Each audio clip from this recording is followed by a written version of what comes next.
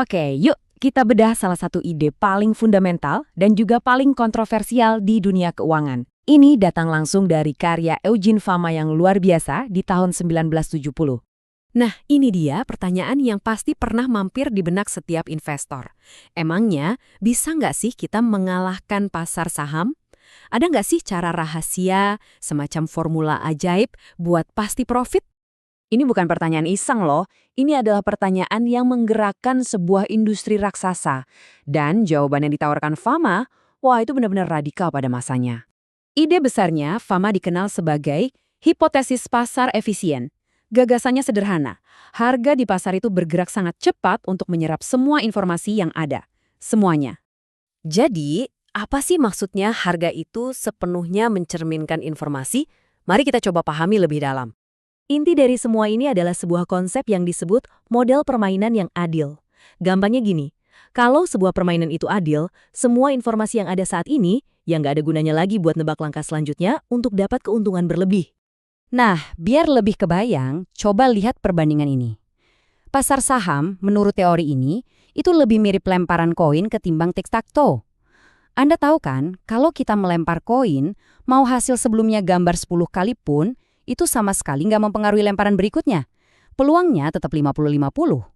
Ide yang kelihatannya simpel ini, permainan yang adil, ternyata punya dampak yang luar biasa besar terhadap cara kita memandang dunia investasi. Tentu saja, Fama sadar menguji semua informasi yang ada di dunia itu kan mustahil. Jadi, dia melakukan sesuatu yang cerdas. Dia memecah masalah besar ini jadi bagian-bagian yang lebih kecil dan bisa diuji. Dia mengajukan 3 level pengujian. Pertama, yang paling dasar, efisiensi bentuk lemah. Apa benar riwayat harga di masa lalu bisa dipakai untuk meramal harga di masa depan?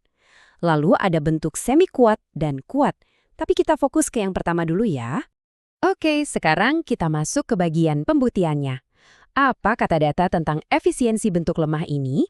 Para peneliti pun mulai bekerja. Mereka lihat ada hubungan nggak sih antara pergerakan harga saham hari ini dengan hari kemarin, dan hasilnya, coba lihat data ini. Angkanya kecil-kecil banget kan? Praktis mendekati 0. Artinya apa? Artinya, tahu harga saham kemarin naik atau turun, itu sebenarnya nggak banyak membantu kita untuk menebak apa yang akan terjadi hari ini. Hampir nggak ada gunanya. Oke. Tapi gimana kalau kita pakai sistem otomatis? Misalnya kita bikin aturan simpel, pokoknya beli kalau harga naik 1% dan jual kalau harga turun 1%. Apakah cara ini bisa lebih untung daripada strategi biasa, yaitu beli dan simpan saja? Nah, disinilah bagian yang menarik. Ternyata aturan-aturan ini berhasil.